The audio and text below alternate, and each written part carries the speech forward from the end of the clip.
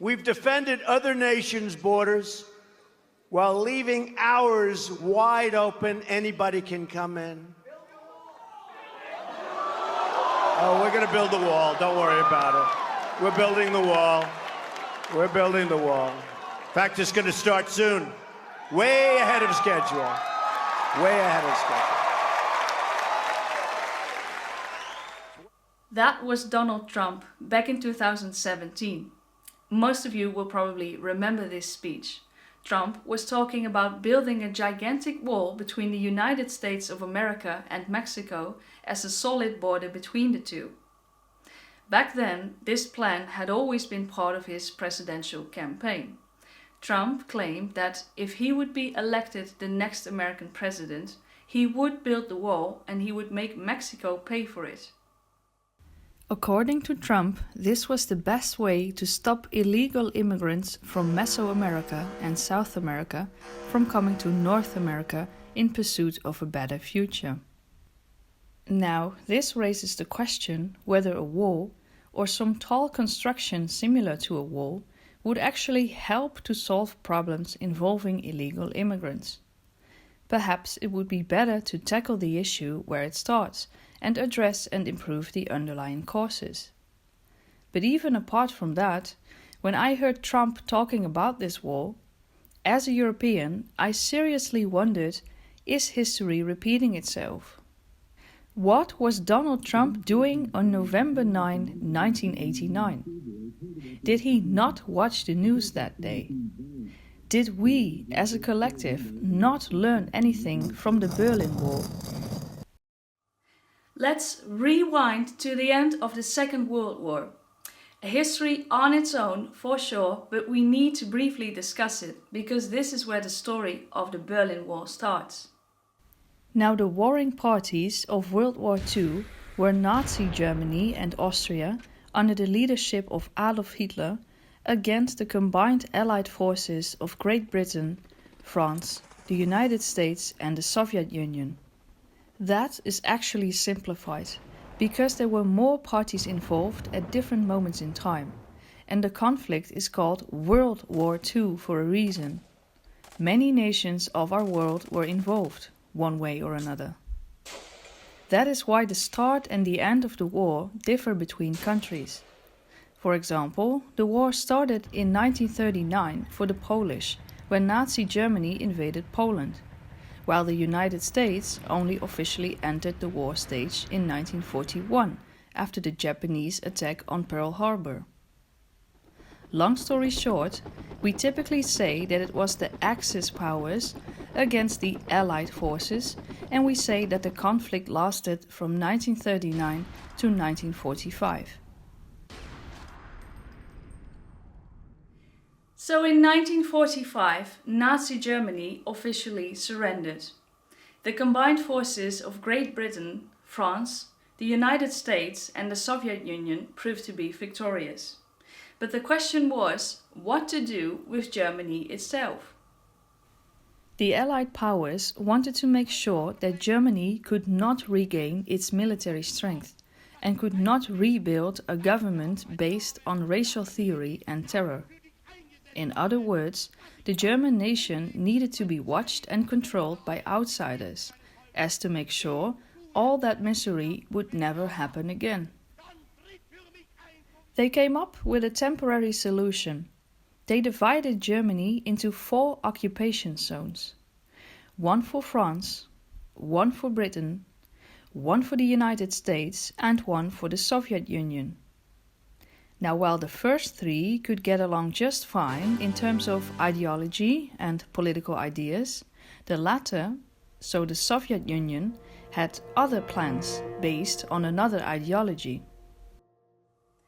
This is how Germany was unofficially divided into 2 political zones rather than 4, namely a Western zone based on democracy, where capitalism ruled, and an Eastern zone based on dictatorship, where communism ruled. From 1949 onwards, these 2 parts were respectively known as the Federal Republic of Germany, die Bundesrepublik Deutschland, and the German Democratic Republic, die Deutsche Demokratische Republik. And these ideologies, well, they do not match at all. You can consider them opposites because capitalism determines that the economy is liberal and free. You know, supply and demand. So people who work hard and make clever investments can become rich, and differences between poor and rich are only natural. People who can afford a washing machine may buy and own a washing machine. The poor may get poorer and the rich may get richer, and this may be unwanted or unfair, but the state will not prevent this from happening. Yet, communism determines that the economy should be controlled by the state. The government therefore decides everything, from prices in shops to salaries, and what and how much is being produced by companies and factories. Differences between poor and rich people are to be avoided because everybody is equal.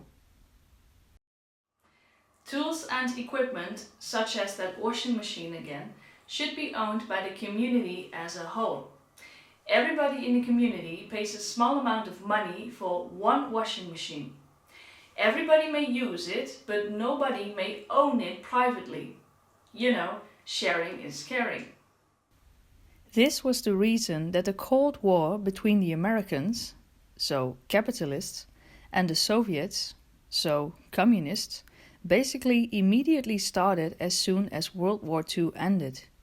The political differences were simply too large to overcome. Now, zooming in on Berlin, a similar division was in place. Even though Berlin was located inside the Soviet zone, the Allied powers found the city strategically, politically, and economically important, so together they laid a claim on it. The Soviets were not particularly happy about it, of course, but it was nonetheless part of the deals that were closed at the Potsdam Conference in 1945. And that was the beginning of the separation of the city into West Berlin and East Berlin. Together, the American, French and British forces were present in the west and the Soviet forces were present in the east, each of course with their own ideology. Generally speaking, people could buy washing machines, evening dresses, chocolate and soda on every corner in West Berlin, and shops would advertise for these products. Often there were many different domestic and even foreign brands to choose from. Yet the shops in East Berlin were much more basic and often only provided primary needs, such as milk and butter, from one particular brand only, and perhaps some basic luxuries, such as candles and extra blankets for winter. The people living in the city knew this, of course, but it wasn't much of a problem at first.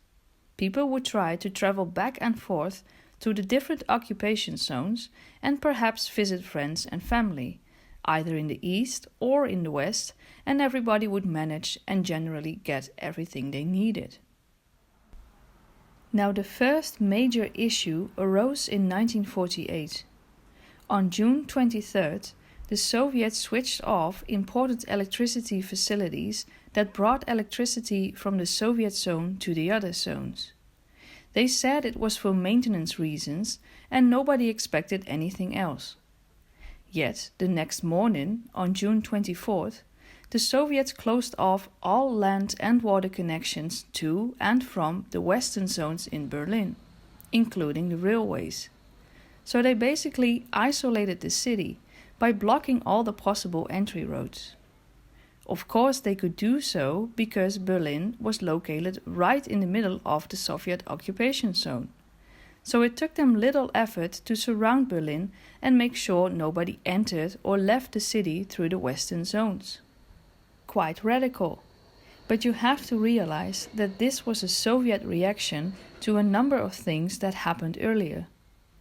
For example, the four powers failed to reach a common vision for the future of Germany, and they could not agree upon which currency to use in Germany either. Perhaps the worst development for the Soviets was that the Western zones issued a new currency for West Germany without consulting the Soviets, namely the day mark. So, the so-called Berlin blockade was a reaction to this. The West responded with their own blockade. Western forces tried to hinder and delay people traveling from the Soviet zone in Germany to other countries, such as Switzerland and Italy. What's more is that they completely stopped supplying the Soviet zone with coal and steel. And that had a huge impact on the industries in the East, even preventing the Soviet zone from developing economically for a while. Now you cannot say Berlin blockade without saying Berlin airlift. What was that exactly? The Western Allies organized the Berlin airlift, or Berlin Air Bridge, from June 26, 1948 onwards. The purpose was to supply the people of West Berlin with food and fuel during the Berlin blockade, as to make sure that they did not starve. American and British air forces flew over Berlin a couple of times a day, every day, to drop milk, vegetables, potatoes, cheese, chocolate, candy, and many more things. The droppings were successful and therefore very embarrassing for the Soviets. Eventually, on May 12, 1949, the Soviets lifted the Berlin blockade and traffic and supply movements could go back to normal, more or less. But obviously, while the airplanes disappeared from the skies, the tension between East and West remained in the air. It became very clear that the Communist Party in the East would never allow people to live in luxury in the Soviet occupation zones, neither in Berlin nor in Germany. Those who found this a suffocating thought, and in fact, everybody who did not want to live in an area controlled by the Communist Party would move to the West. Besides, the West offered many more possibilities to work, to travel, and to study. The effect was that the German Democratic Republic was bleeding to death, so to speak. The Soviets noticed this and wanted to stop it. They wanted to keep the people from their occupation zone within said occupation zone. It was an absolute nightmare to see all these people move to the West. And so, from 1952 onwards, the Soviets transformed the frontier between their zone and the Western zones into an actual border by closing it. They placed barbed wire fences all along the frontier, and although you could often see right through it and easily tear it down, the message that they were sending was clear: do not trespass. Now in Berlin, there was no such border between the Soviet zone and the Western zones yet, so people from elsewhere in the East would travel to Berlin to flee to the West. After all, if you were in West Berlin, it was possible to take a train into West Germany. Simple as that. So Berlin became the best place to go to if you wanted to flee. And trust me, people wanted to flee, especially the young and educated. So there was a brain drain going on from east to west. The Soviets were getting nervous. In 1956, they legally restricted people from East Berlin to visit West Berlin. People from the West could still get a permit or some other form of permission to visit the East, but people from the East simply had to remain in the East. The situation got worse in the 1960s. In 1961, John F. Kennedy became the new American president. He was considered charismatic, but at the same time young and perhaps inexperienced. At least, that is how the Soviet leader Nikita Khrushchev saw him, who had succeeded Joseph Stalin in 1953. Almost right away, Kennedy made a mistake. He said that the United States would not actively be against the building of a barrier in Germany.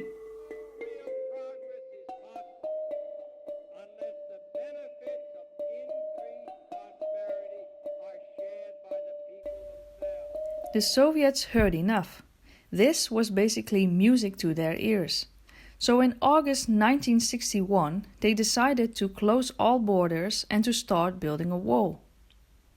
From that moment, it all went pretty fast, and by Sunday morning, August 13th, the border between East and West Berlin was indeed closed. Soldiers demolished the streets next to the border, so they took the stones out or cut out some big holes so that it became very hard to drive or even walk there.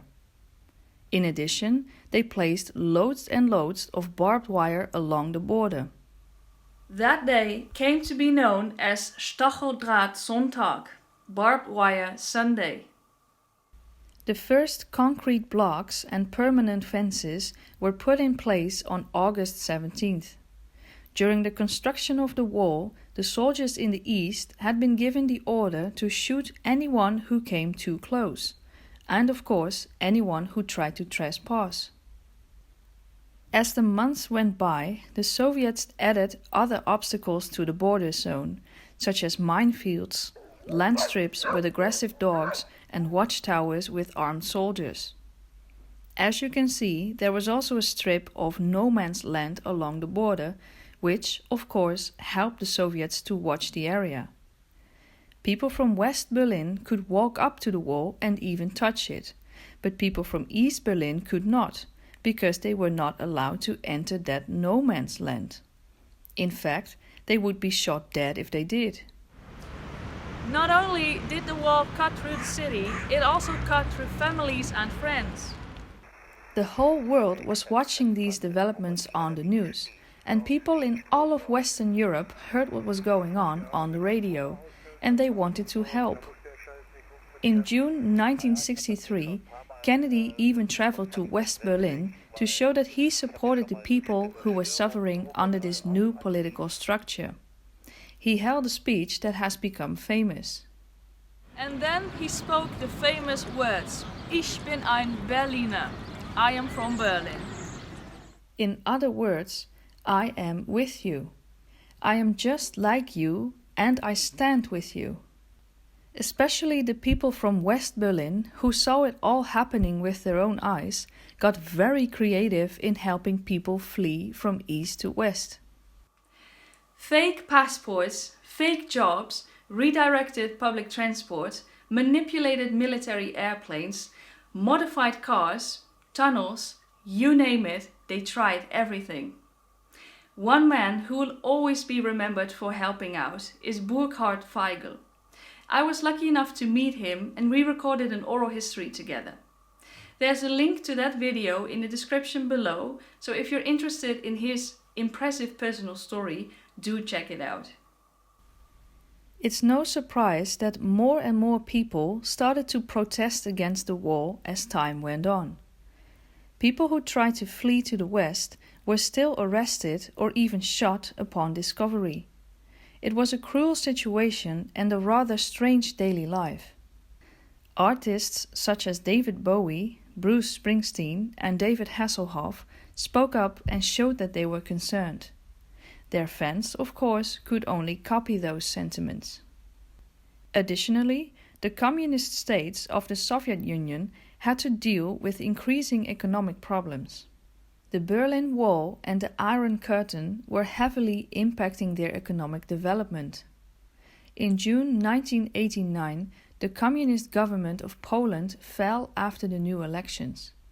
And at the same time, the Hungarian government suddenly dismantled the electric fences along their border with Austria, although this border to the west remained heavily guarded. But still, the borders were quite literally crumbling down. The media picked up on this and stated that the communist governments were losing their grip over their inhabitants.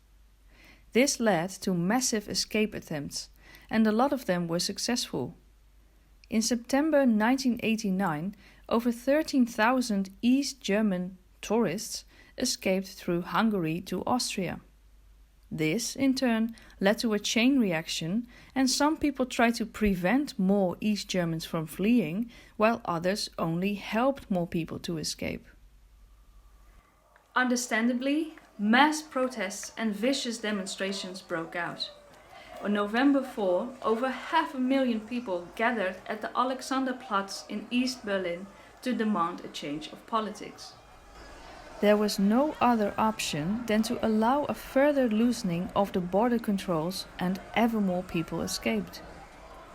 On November 9, a tiny little mistake was made during a press conference. The East German government had decided that traveling from east to west would be possible again under certain conditions. The leader of the party in East Berlin, Günther Schabowski, had the task of announcing the new regulations, but he did not know the details just yet.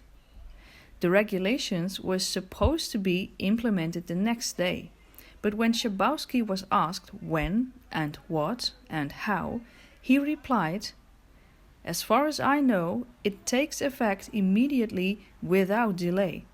And he even confirmed that people were allowed to cross the border through the wall. This information was incorrect, but it was too late now. Word spread quickly and people gathered outside and even stormed the Berlin Wall. The guards and the soldiers were totally overwhelmed and could do very little to stop the enormous crowd from crossing the border. People from East and West Berlin climbed the wall and started celebrating together. Flowers and confetti were brought out. There was wine, beer and champagne. This date, November 9, 1989, came to be known as the day the Berlin Wall came down.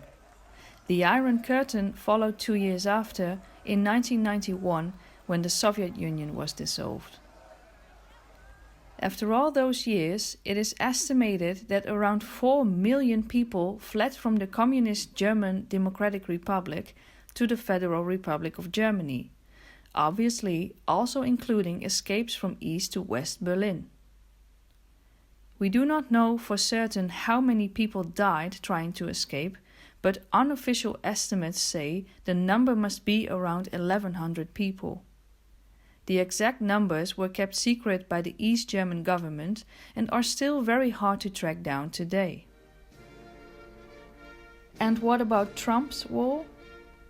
Donald Trump did indeed become the new Republican US president in 2017, and he was in office until January 2021.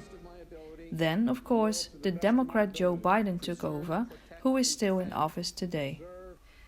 Under Trump, a wall was built from 2018 onwards in the shape of a solid barrier made out of steel at places where there was nothing yet, or at places where there was only a see-through fence. The problem with that material in that environment is that it was quickly eroding and rusting due to the effects of the weather.